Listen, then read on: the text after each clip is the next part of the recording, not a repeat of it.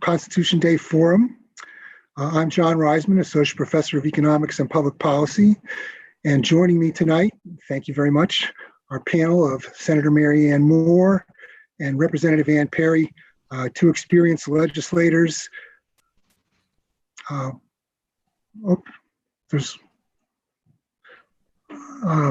hearing a feedback on that.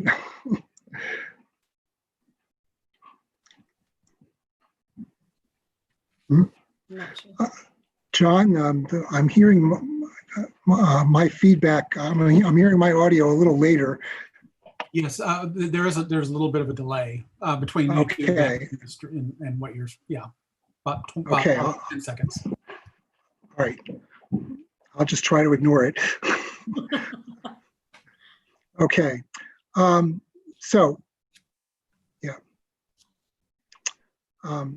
going to start tonight by talking a little bit about Constitution Day.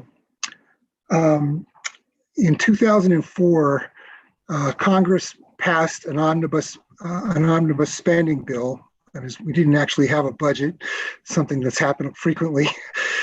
And Senator Byrd, the late Senator Byrd, added a rider to it that said that any educational institution in the United States that accepted federal funds needed to hold an event commemorating the signing of the U.S. Constitution on September 17, 1787.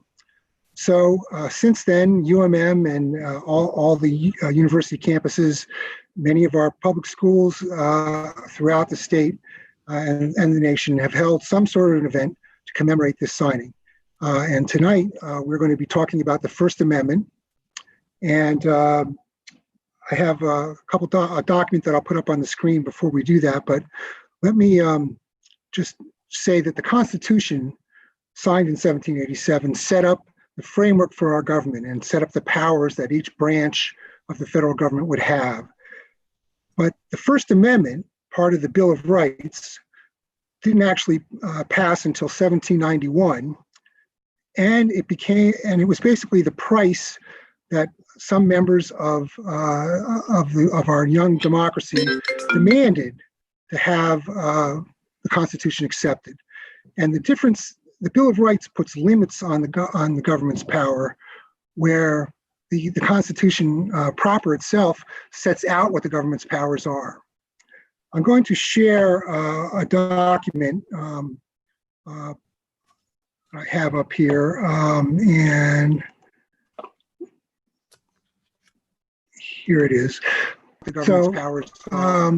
Just a couple of things I want before I had each of our panel members speak in general on this issue. Then we'll address some specific questions. First, I've got the First Amendment up there. Congress shall make no law respecting an establishment of religion, just a couple of prohibiting the free exercise thereof, or abridging the freedom of speech or of the press, or the right of the people peaceably to assemble. First, I've got the First petition the government there for a redress of grievances. No law respecting an establishment of religion. Can I interrupt for a minute? Yes, Anne, please. We're getting your feedback, so I'm not sure if everybody else is hearing that. No, I'm hearing it. John, the late feedback is. Yeah, do you have the stream playing in the background? You might want to shut it off. My wife has it playing on a separate computer. I'm hearing it. John, the late feedback's out of that, dear, and see if that solves the problem. Do you have the stream playing in the background? You might want to shut it off. No, my wife has it playing on a separate computer. I'm hearing it. She's turned it off. John, the late feedback's out of it, dear. That solves the problem. Do you have the stream playing in the background? You might want to shut it off. No, my wife has it playing on a separate computer. I'm hearing it. She's turned it off. John, check your computer. Make sure you don't have it popping up. I'm pretty sure I don't have it up anywhere, but I'll take a look. You might want to shut it off. No, playing on a separate computer. I'm hearing it. No, I see what I'm sharing. John, check your computer. Make sure you don't have it popping up. I'm pretty sure I don't have it up anywhere, but I'll take a look. You might want to shut it off. Okay. I don't know. Well, what have I got left here? I'm back to, let me just open this up. I don't hear any. That seems to be better, John. That seems to be better. Okay, let's hope so. All right, so I had up that document, and I don't know if you're seeing it again now, but then I had a definition of hate speech up: public speech that expresses hate or encourages violence toward a person or group based on something such as race, religion, sex, or sexual orientation. And then just a brief mention of a very consequential Supreme Court decision, Citizens United, from 2010, which was a landmark decision of the court concerning campaign finance. The court held that the free speech clause of the First Amendment prohibits the government from restricting independent expenditures for political communications by corporations, labor unions, and other associations. So given that, I think I seem to have lost my ability to get my full screen back up here, but no, okay.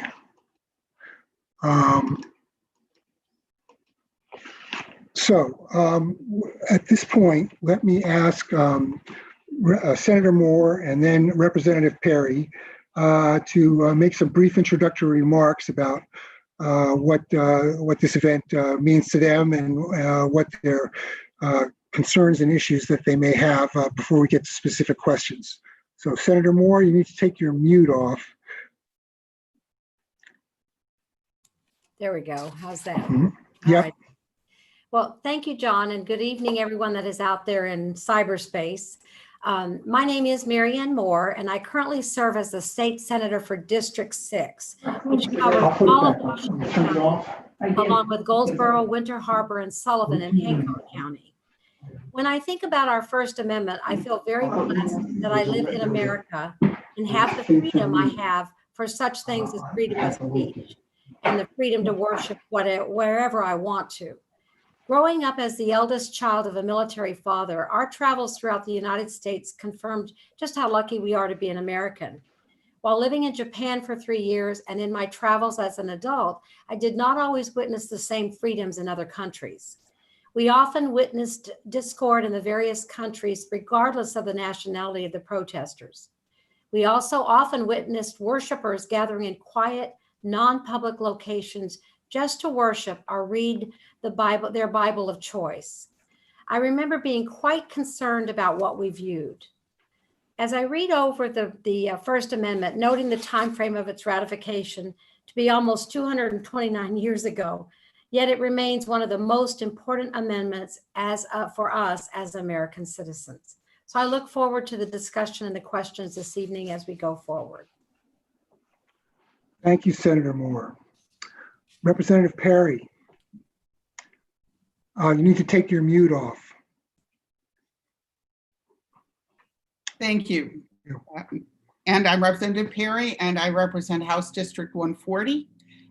In terms of Constitution Day and the Constitution, I've had the pleasure of really being able to do a lot of historic research, not only just on the Constitution, but in the beginnings of this country to begin with at a New York State historic site, which really brought us through the French and Indian War and the Revolutionary War. And a lot of the discord that brought us to the revolution and the really difficult decisions that were made to bring forth a constitution after the Articles of Confederation that really fit what this country wanted to be and was looking to be. When I look at the First Amendment and the Bill of Rights, a lot of that is based on the experience of the writers of the Bill of Rights and the Constitution, where they had countries that they came from that had state religions that determined that they were going to be in that religion if they were part of the state. The other determinations were rules over free speech, rules over the ability for the press to express the needs and also for peaceable assembly. And some of the history before we got to the Constitution and the Revolution is really about the experiences that they experienced, with memories of the Boston Massacre, the Tea Party, the work to really come out from under the tyranny of the British government. These Bill of Rights were also based in history, starting from the Magna Carta, as people were looking for their freedom and their ability as individuals to work within a government and within their communities to have the rights they felt every individual should have. And since this time, it has been defined and redefined as the Supreme Court has looked at issues on that and has broadened the definitions in many ways.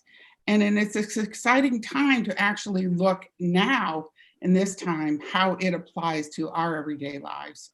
And so I look forward to talking a bit more about this, and thank you for the time. Thank you both for doing your homework. Yeah, good job, Jane. Great job. I know you love history. I do. I know. And be very topical with all the events that are going on in the country as we speak. So I asked the panelists to consider a number of questions, which I'm thankful that they've clearly prepared for them. The first one, and I'll ask Representative Perry to speak on this one first, since Senator Moore went first on the last question. So this first question is, does freedom of speech include hate speech? Well, that's, I think that was a ruling of the Supreme Court that it does not, because the intent is to hurt. And I can't remember the ruling on that, but no, it does not include, especially from one individual to the other. And that has been a tough decision by the court that was made. So at this point, no, it's not. Senator Moore. Well, and when I reviewed the definition of freedom of speech, as you shared with us, John, at the very beginning, it is right. You know, it's the right to express any opinions without censorship or restraint. And I feel that when one chooses to express their opinions, they should do it without hate, without violence, but rather as a tool for peace. I recently heard a comment from an organizer of the local unity vigils that are going around in Eastport and Machias area. And what she said, I thought was so good, where she said, we stand as beacons for unity, peace, and justice during this time of division. I thought it was very well said, because that's what we're looking at. It does not mean that one has the right to destroy or take away for the destruction and the looting that we have witnessed over the last couple of months. Right. Violence and hate do not grow unity and peace, no matter what we're doing. I believe the court has been quite clear that the freedom of speech does not cover fighting words or incitement to violence.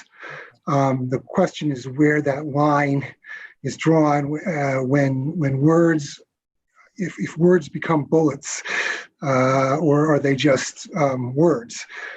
So it is, and as a public university, this is particularly difficult for us, because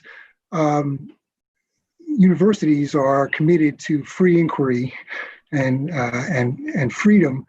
Although a private university has every right to restrict speech, just as a private company does. The First Amendment deals with the government, but we are a public university at UMM.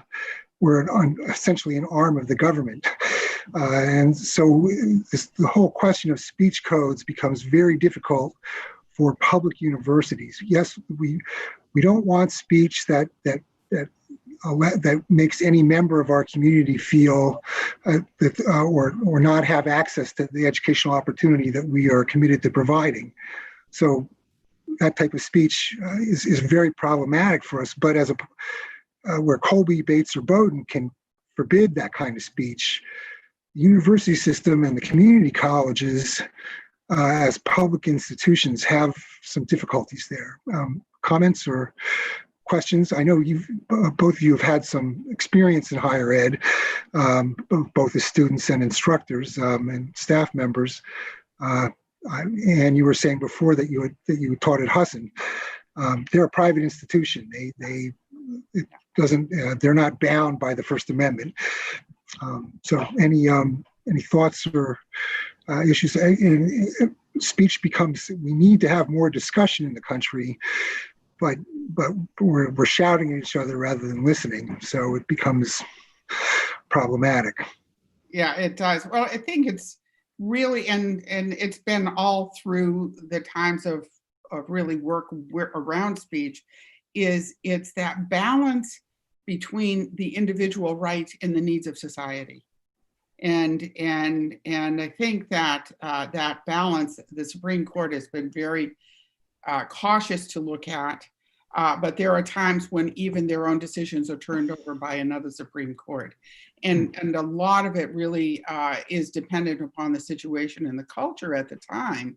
So as we move forward, I think we will see some things change and some things remain the same. It is difficult as a public university, knowing that you are an arm of the government, that there are some restrictions that you do have. But I think with any institutions, you do balance the right of the individual to the needs of the society. And I think we've seen that. My experience has always been with the public universities. Yeah. But you see that though, there's that balance that they realize that we do across the board. There need to have policies in place. We need to be respectful of others. And that's that bottom line foundation and saying, okay, we do need to be cautious. Yes, we have freedom of speech, but we also have to be careful in how it's being implemented or how it's being expressed on the campus itself. Yes, and of course on the campus, you've got young people who may not have a lot of experience with tempering speech, and those of us who are a bit older who may not have it either. So, but yes, thanks for those comments. This remains a contentious issue in higher education. Less so possibly in K through 12, although I can see how it may be an issue in the high schools occasionally. So, anything else, or shall I move on? I'm monitoring the chats to see if John's gonna, if anyone in the audience sends in questions, I'll send them over to you. Okay. Second, does freedom of religion conflict with LGBTQ rights? And this is again something that's right out of the headlines that as legislators, both of you have probably had to deal with some of this in bills that are proposed or in testimony that you've heard. So I'll start with Senator Moore on this one, since we started with Representative Perry last time. Sure, I appreciate that, John. When I looked at when I was preparing for tonight, when I looked up the definition of freedom of religion, it states the right to practice whatever religion one chooses. And I personally do not feel LGBTQ represents a religion, but rather a sexual preference or a lifestyle. And I heard someone say recently, when God created men and women, he created them in his likeness. That's what's always been quoted, regardless of skin color or sexual orientation. God loves us all as we are. And so the word conflict kind of bothered me, being incompatible or at variance or clash. In my opinion, LGBTQ folks have the same rights as anyone else to practice their religion of choice. And I don't believe that that's a religion per se. Okay. Representative Perry. I'm going to be in agreement with Senator Moore in terms of I do not believe it is a religion, but I do see a conflict societally in some religions, but that's not all. And so the freedom of religion is the tenets of a religion has the right to practice the way they feel they should. But that does not mean that the LGBT community cannot practice religion as well. So freedom of religion is not related to sexual orientation or what your sex is, for that matter, on that part of it, but really is the ability to practice a belief, regardless of what your lifestyle is. I think you both made good points here. Maybe when I drafted the question, I probably should have been a little clearer, because I was thinking about the cases that we've seen with bakers or florists who have been unwilling to provide their service for a gay wedding or a same-sex marriage, and have argued that that refusal was based upon their religious beliefs. And we've had some the courts have, as you pointed out earlier, and sometimes the courts go back and forth on this. And we've had a couple of decisions out of Colorado that don't really seem to make a lot of sense, where in one case they said yes, and in another they said no. So I'm not quite sure. This is still evolving here. And again, we have clear laws about against discrimination. But what if there's religious belief that some see as discrimination, while others see it as practicing their religion? I think that's a difficult balance, because and I think this is what came out in the case with the cake, is that they are offering a public service of their business.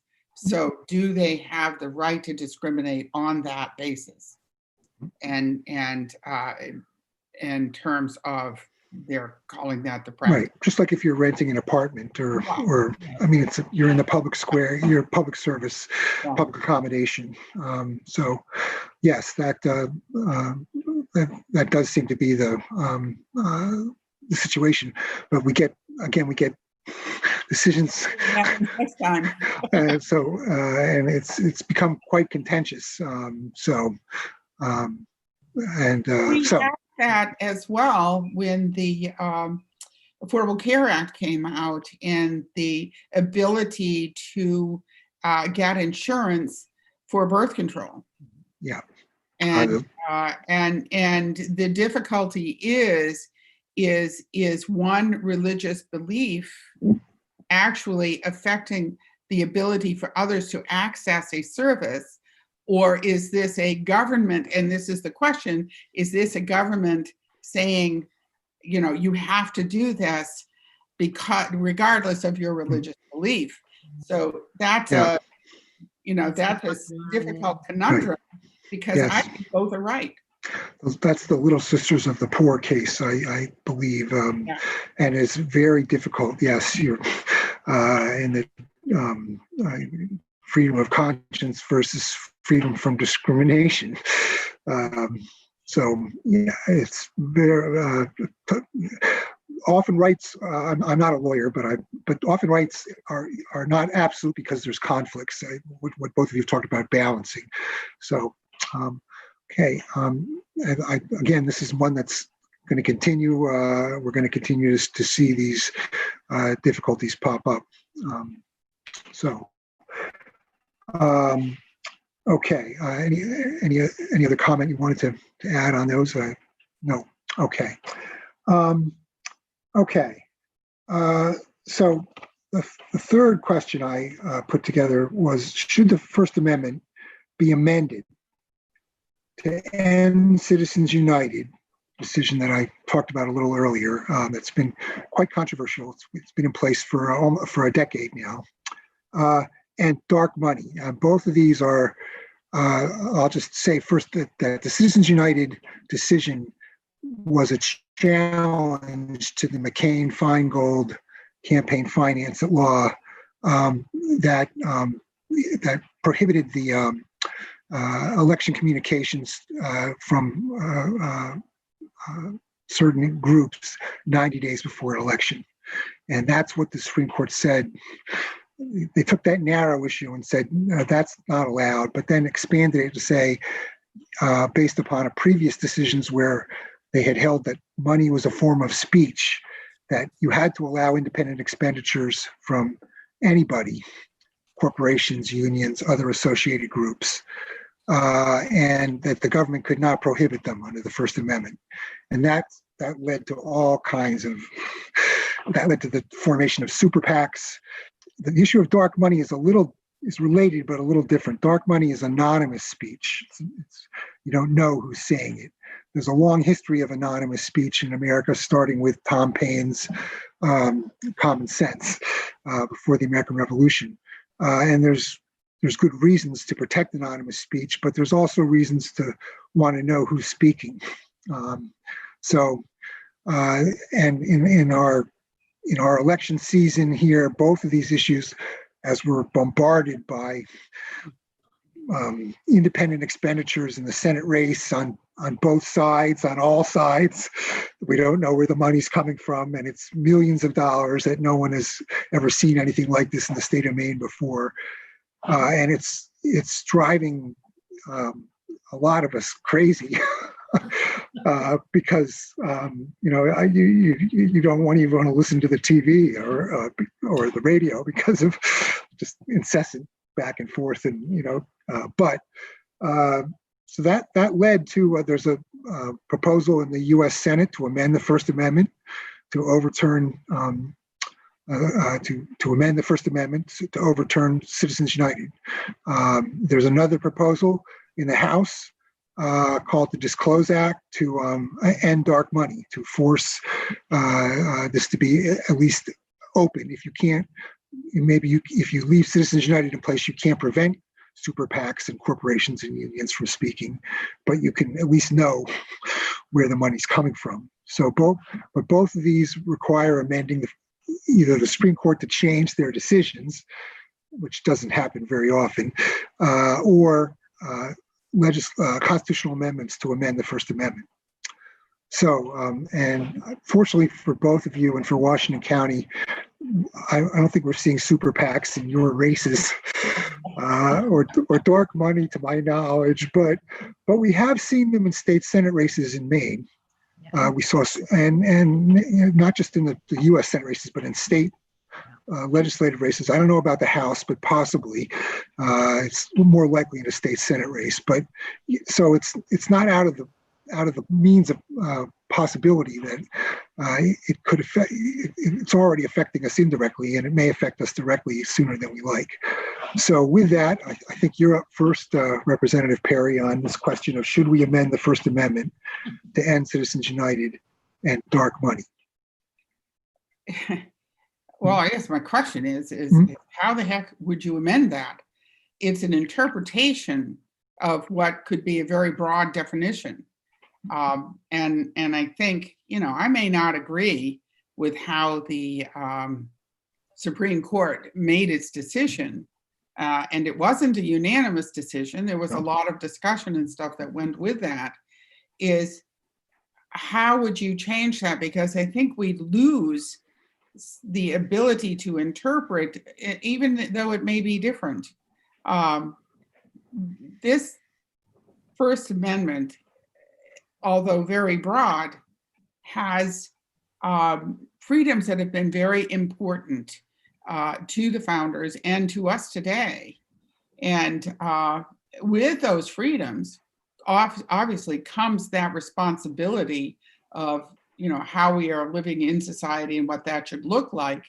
The Supreme Court is there to help with that interpretations as we have disagreements.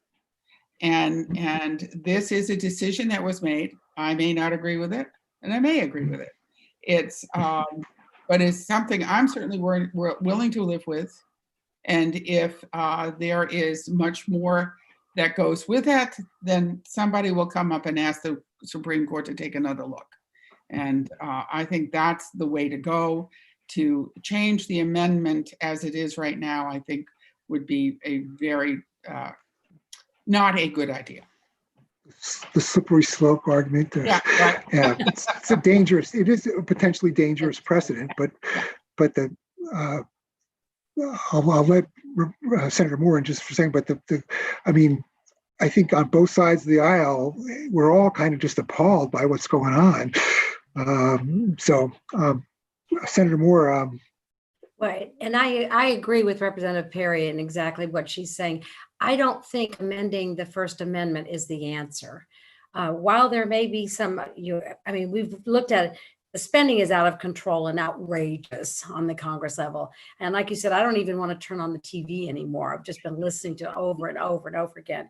But I think instead of amending the First Amendment, I think what we should do or have Congress take a look at the Federal Election Commission.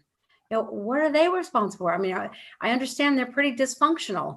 Maybe that, maybe that's the avenue that we need to go to for them to take a look at the things that the Citizens United are bringing up. I mean, they bring up some valid concerns, and same with the dark money, maybe exposing the dark money. Like within Maine here, we have the Maine Ethics Commission.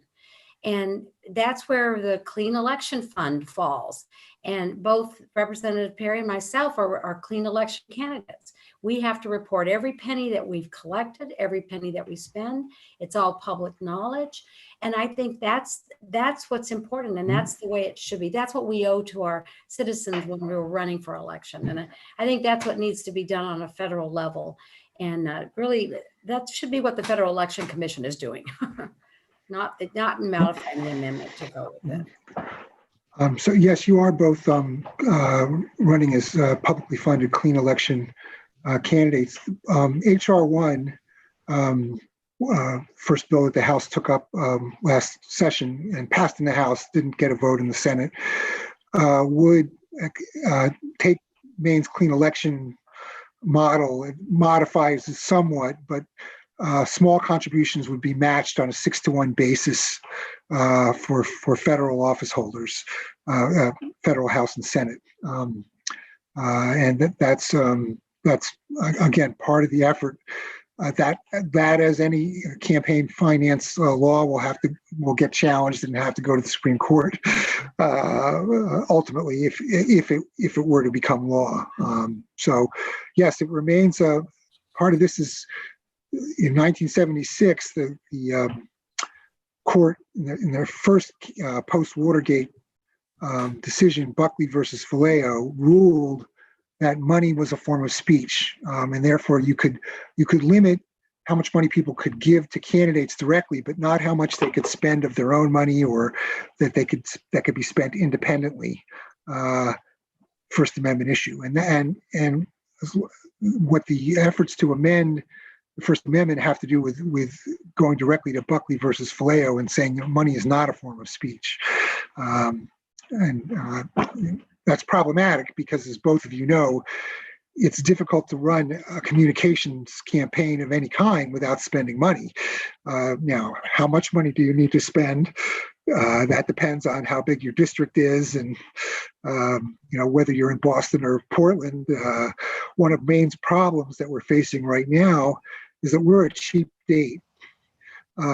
Media expenditures in Maine for television is a fraction of what it is in Boston or New York or California. So the Senate race, which is attracting all this money, it's because they can really buy a huge amount of advertising in the Maine media markets, much more than they could do in California with the same amount of money. So, and I don't think that either Speaker Gideon or Senator Collins is particularly happy about the fact that they don't have much control over what the campaign is discussing, because their expenditures are only a very small portion of what's being spent on communications, and it's unfortunate, but no one seems to have an answer. Yeah. So, and we have this contentious race, which at the end, I'm wondering whether the winner will be the loser. Okay. Well, our panel is somewhat smaller than I had hoped for, but I do appreciate both of you coming on and sharing your thoughts and doing your homework on this issue. I hope some of our students are watching. I got a question from well, it's a comment from Bonnie Fortini. Both of you may know Bonnie. I'm not sure. She's a staff member at UMM. Freedoms that are rights carry responsibilities with them, which help define the limits of allowed speech versus hate speech. We often seem to forget about the responsibilities, responsible parties' part. I think I might have mangled that a little bit, or maybe John Stentz did, but so her comment is, the rights and responsibilities go together on this matter. It's, I think, worth noting, and we often forget. Free speech doesn't mean that it's without consequences. You're responsible for what you say. You can't be discriminated against for it, but you can certainly be. There can be consequences for particularly if what you're saying is not true. I mean, the First Amendment doesn't require that you tell the truth, but there may be consequences if you're not. Of course, what the truth is or is not is becoming increasingly hard to determine sometimes. This is, and I wonder. Campaign season doesn't seem to be the time to be trying to figure out what the truth actually is, but okay. Responsibilities part. Okay, that's just John just clarified that. It's any comment on that? Rights versus responsibilities, or just want to pat Bonnie on the head, say anything? Well, I think that oops. Mary Ann, are you going to? Go ahead, Ann. Go ahead. Well, I think that's the balance. That's the balance that we talk about, is that rampant rights then affects the people around you. And unless you're looking at the people around you, you have some responsibilities for them as well. And we are social beings. We are not by ourselves. And with those freedoms also gives us the responsibility to ensure that our neighbor has those same freedoms. And we can't do that by stepping on them. And so often I find myself saying what Dr. Covey always said: we have to agree to disagree and go on, and don't make that such an issue. Just agree to disagree and go on and continue to be neighbors and, to work together or whatever it takes.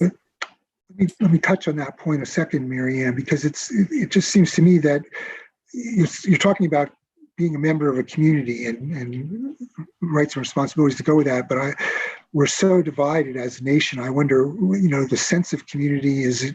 I hope it's not. There's a new book in political science called The Fractured Republic, and I just wonder whether we're fractured in that sense. And the fracture hasn't been set, and it can't. You can't fix a broken arm until it can't heal until the fracture's set and put back into place. I don't see that our communities. The one path is more discussion, civil discussion. I don't know that and I'm as guilty as anyone else of falling into that tribalism pact, but it is difficult I sense the bonds of community are pretty frayed in the country today. So, any thoughts on how we can, how can we think of our fellow citizens who we disagree with, but that are our countrymen, not our enemies? Well, I'm not sure really exactly how to respond to that, John. I do know that, and Ann and I talk about this often, our Washington County delegation works so well together. We are together at the State House, regardless of party, because we know how important it is for us to take care and watch out for the things that affect the people in Washington County. And I think that's a great example And we oftentimes we go to dinner on Wednesday night and we can sit there at the table and sometimes we agree to disagree, but we don't hold it against each other, and we don't argue, we don't get angry, we don't stop speaking to each other. We continue to work together. And sometimes the conversation changes our mind. Maybe I was looking at it from a different aspect. And then when Representative Perry explained it, wow, I hadn't thought of that. And you're exactly correct. So we work together in doing that. And I think that is probably the model that we should try to do. I mean, we're doing it on a county level, but even if we could do that on a state level and even into Congress, that would be such a refreshing situation. Yeah. So you have a common purpose that unites you. And I think the piece of it is we each understand that we're serving the same constituency. Absolutely. This is not about me. What I'm here is to serve the people that I am representing. Right. I'm not representing one party. I'm not representing, an ideology. I'm representing people who are every day trying to make it through their lives, and the issues that they bring to me that are important to them, that we all see and we can agree on. Right. I wanted to comment that 25 years ago, the Washington County delegation met for Wednesday morning breakfasts. We moved to dinner, so what can I say, right? And as a young staffer for Governor King, I remember being invited and being told that I had to make sure that nobody picked up my check because I was, for ethics reasons. Well, I do know that there's a lot of counties that are envious of us. Mm-hmm. They go, wow, you guys talk to each other? But we do. Mm-hmm. And like Ann said, we share the same constituents regardless of party. And that's so important. But yeah, we meet for dinner instead of breakfast. So we do better at that too. Yeah, we do. Yeah. Well, I don't see any additional questions coming in from John. I want to give each of you an opportunity to just give a summary statement. And I do want to say thank you very much for participating in this Constitution Day. It is an important event for the country. And the First Amendment is pretty near and dear to me. And I'm quite grateful for your participation tonight. So Representative Perry, do you want to start us off, or summary remarks as short as you like? Thank you. Actually, I'm going to go back to a time of discord. I just got done reading, again, my interest in history, a great biography of Frederick Douglass by David Bright. Yeah. And he really did a good job of explaining the politics around all of this. And when I go back and I look at what happened after the Civil War, with the lack of actually reconstruction that happened because of the death of the president and the people who followed, the discord at that time sounded as frightening as what we're seeing today. And I look at that and saying, we were able to make it through. And to be able to function and have a time when we did well. And I am hoping that this is just another cycle, that we get a little further on solving our problems, and that we have a time of respite before we go to the next big issue. So let's get through this. Let's try to look at this as positively as we can, and move forward with hope. Great point, Representative Perry. Very well said, for sure. I know you love your history buff as it is, though. But thank you. I do appreciate the university hosting this event and to commemorate the signing of it. And I appreciate your role, John, as the moderator. I do wish that some of the other members of our delegation had been able to attend tonight. It just didn't work out for them as well. But as public servants, I feel like we should all strongly support the U.S. Constitution and the rights of the citizens that we serve, and hope to serve in the near future. And so I think Representative Perry said it right well. We need to move forward, and hopefully we'll be moving forward even better. and it'll be a better place that we're going to be seeing as we come out of it. So thank you. Thank you both. I will close with I grew up in Philadelphia, site of the Constitutional Convention. And as we're drilled in elementary school with the famous Philadelphian Ben Franklin's words upon emerging from the Constitutional Convention, was asked whether we had a republic or a monarchy. And he said, a republic, if you can keep it. So Yeah, good point. thank you very much. And we are recording this, and I'll send you the link as soon as it's all set up. Thank you very much. Thank Good you. night. Good night, everybody. Right.